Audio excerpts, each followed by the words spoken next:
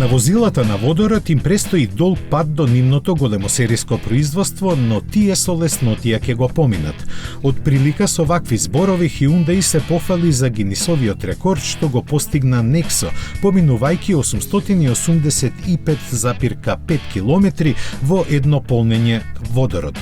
Тоа на патиштата низ Австралија му успеа на фабричкиот рели возач Брендан Ривс, кој за 100 километри го собори претходниот рекорд поставен исто така од Nexo.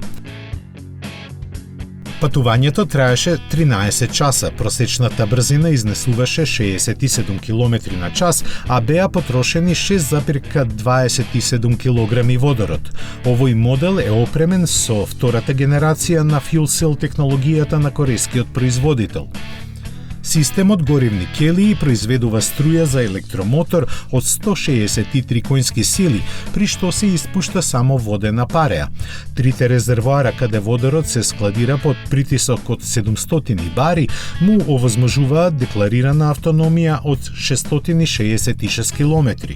За едно ниво полнење се потребни 3 до 5 минути, но проблем е практично непостоечката инфраструктура за тоа. Низ целиот свет функционираат само околу 450 станици за полнење водород.